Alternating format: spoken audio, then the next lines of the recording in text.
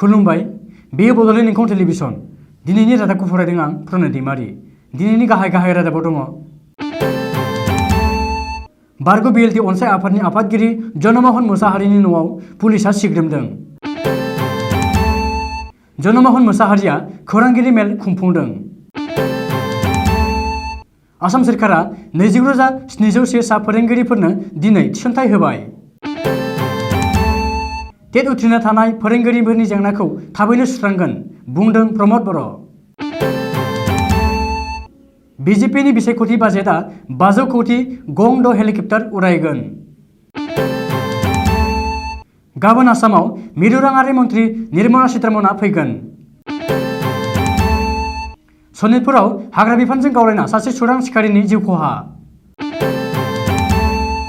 पाकिस्ताना सिखावै नोजोर होनो थाखाय ड्रन बाहायखुमानाय खामानिया सोलिगासिनो दङ मैयानि इन्डियान सुपार लीग ISLनि गेलेनाया ड्र जादों भरुण धवानआ गावनि लोगोफोरखौ रोहित धवान मुंनि फेक ससियेल मिडिया एकाउन्टनिफ्राय सांग्रां थानो खावलायदों दानिया आबुं रादाब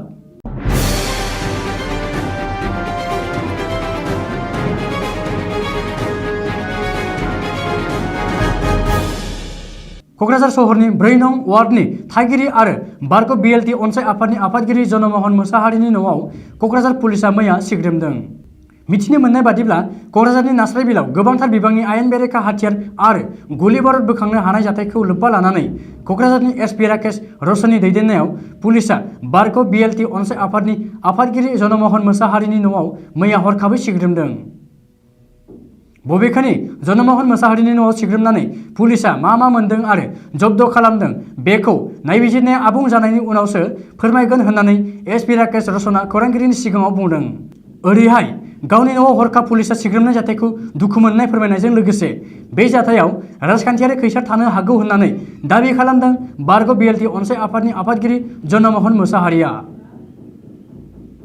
जनमोहन मोसाहारिया खौरांगिरिनि सिगाङाव मिथिहोनाय बादिब्ला क'क्राझार पुलिसआ गावनि न'आव सिग्रोमनानै बेंक एकाउन्ट चेकबुक माखासे गोनांथार लेखा बिलाइफोर सना रुफा गहेना पाथि आरो सम्पथिखौ नायबिजिरदों थांनाय बावैसो सान सिगां गसाइगाव महकुमानि सिङाव थानाय सराइबिल हालामाव माखासे आयेन बेरेखायै गोबां बिबांनि हाथियार बोखांनायजों लोब्बा थानाय सन्देहजों क'क्राझार जिल्ला पुलिस बिफाना थांनाय बिस्थिबारखालि बारग' BLT अनसाय आफादनि आफादगिरि जनमोहन मोसाहारिनि न'आव हरखाबै सिग्रोमहैनायनि असिलायै दिनै सानजौफुनि 1 रिंगायाव जनमोहन मोसाहारिया खौरांगिरि मेल खुंफुंदों अदेबानि थांनाय गोबाव समनिफ्रायनो सुबुंथि मोजां खामानि मावबोबाय थानाय मोसाहारिया आयेन बेरेखा हाबाफारिजों लोब्बा गैया होननानै बुंथियो बबेखानि बिसायख'थिनि सिगां गोजोन सान्थि खौसेथि आरो जौगाथायनि स्ल'गान होनायनि ओंथि गैया आरो बे हरखाबै सिग्रोमफैनायनि राजखान्थि षड़यन्त्रनि अनगा जेबो नङा होननानै रोखा बुंथियो क'क्राझारनिफ्राय बिनन्जय नार्जारि रिपर्ट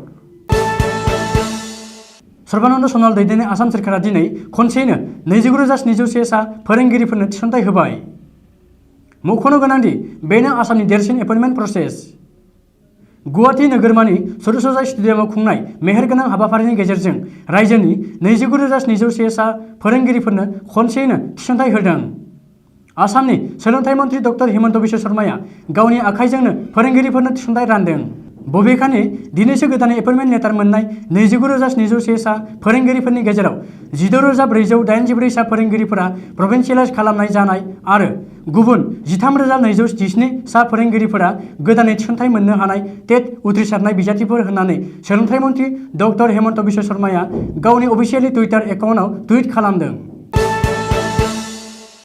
बिटिआर हालामाव टेट आनजाद उथ्रिसारनानै थानाय बिजाथिफोरनि थाखाय मोजां खौरां बिटिआर हालामनि टेट उथ्रिसारनाय बिजाथिफोरनो BTC खुंथाया थाबैनो थिसनथाइ होगोन होननानै फोसावदों BTCनि गाहाय प्रमद बर'आ मैया चिरां जिल्लानि बेन्दोंआव थानाय सामथाइबारि माजबारि गामियाव गुबुन गुबुन दोलोनिफ्राय UPPL दोलोआव हाबफैनाय सोद्रोमाफोरखौ बरायनाय हाबाफारियाव बाहागो लानानै प्रमद बर'आ टेट उथ्रिसारना थानाय बिजाथिफोरनो थाबैनो थिसनथाइ होगोन होननानै बुंदों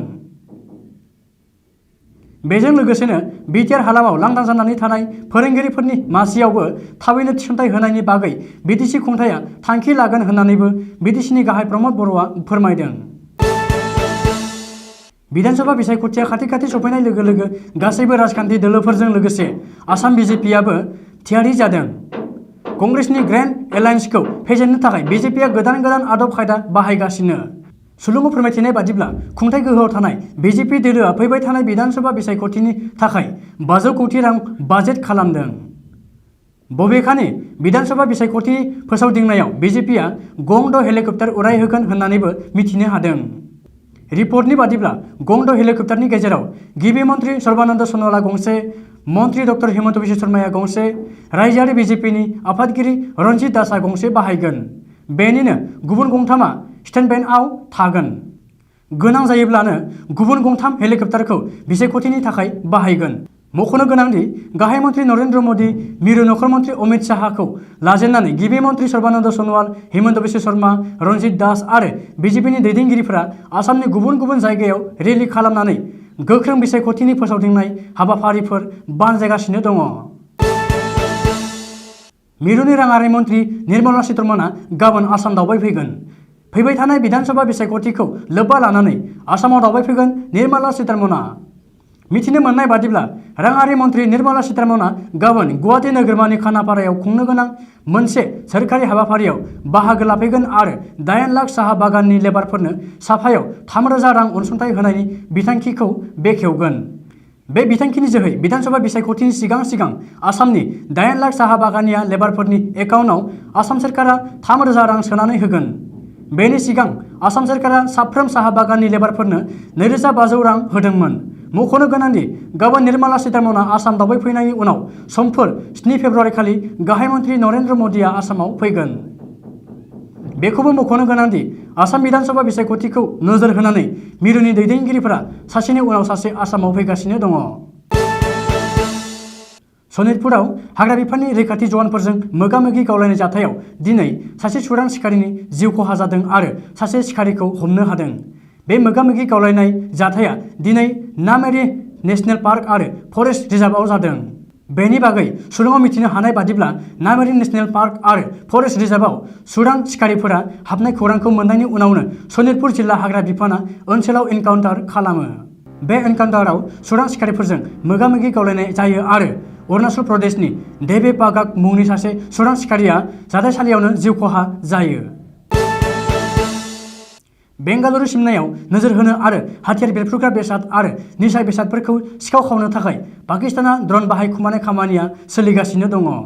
बिथाङा बुंनाय बादिब्ला 2019 इं मायथाइयाव सोनाबारि पाकिस्ताननिफ्राय खेब 167 ड्रनफोर हाबफैनाय नुनो मोननाय जादों आरो 2020 इं मायथाइयाव खेब 77 ड्रनफोर हाबफैनाय नुनो मोन्दोंमोन। दैदेनगिरि बिथाङा एयर' इन्डिया 2021 आव खुंनाय मोनसे सेमिनारनि गेजेरजों बे बाथ्राखौ बुंदों। मख'नो गोनांदि ड्रननि गेजेरजों गला बारुद, फेग्रा बेसाद आरो बेरफ्रुग्रा बेसादफोर गोग्लैनाय जाथायखौ सुलुङा फोरमायदों। मोनथिनाय बादिब्ला बेबादि जाथायखौ पान्जाब आरो जम्मुनि ओनसोलफोरावनो बांसिनै नुनो मोननाय जादों। बीएसएफनि बिथोनगिरि राकेश आस्थाना बुंबावनाय बादिब्ला पाकिस्ताना ड्रनखौ थांलाय फैलायनि गेजेरजों सिखाव खावनाय खामानियावल' बाहाया, बुंदों नोजोर होनो थाखायबो बाहायखुमानाय थादों।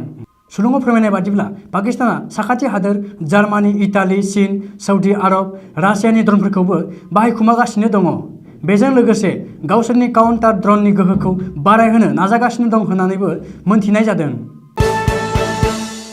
इन्डियान सुपार लीग सुंद'यै आइएसएलआव मैया नर्थ इस्ट इउनाइटेड एफसी आरो ग'वा एफसीनि गेजेराव फुटबल गेलेनाया तिलक मैदान स्टेडियामाव जोबनानै थांबाय।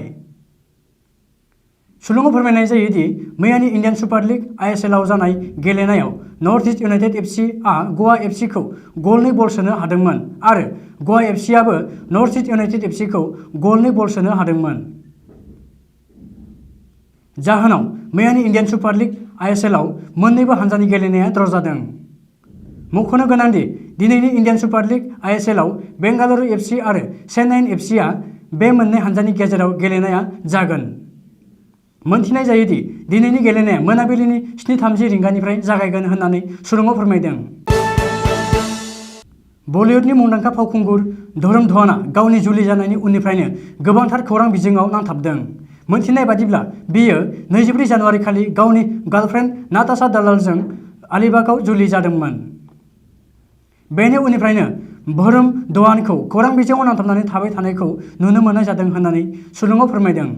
मख'नो गोनांदि बियो गावनि फंबाय रहित धवाननि जुलिनि उनाव खौरां बिजोङाव मोनसे गोमोथाव खौरां फोसावनायखौ नुनो मोननाय जादों। मोनथिनाय बादिब्ला गावनि फंबाय रहित धवाननि मुङै सोरबा सिनाय मोनै सुबुङा फेक एकाउन्ट खुलिनानै बाहायखुमानाय खामानि सोलिगासिनो दङ। बेनि थाखाय वरुण धवानआ गावनि लोगोफोरखौ सांग्रां जानो खावलायदों। मानोना रहित धवान मुंनि इन्स्टाग्राम एकाउन्टआ गावनि फंबायनि नङा। मख'नो गोनांदि वरुण धवाननि फंबाय रहित धवानआबो सासे बिथोनगिरि। मोनथिनाय बादिब्ला रहित धवानआ देसी भइस आरो दिसुम बाईनि फोसावजाखानाय सावथुनफोरखौबो बिथोन होखांबाय। बेजों लोगोसे बिनि बिथोन होनायावनो बिदा वरुण धवानआबो गाहाय फाव खालामदोंमोन होननानैबो सुलुङाव फोरमायदों। दिनैनि रादाबा एसेनोसै, गोजोन्थों।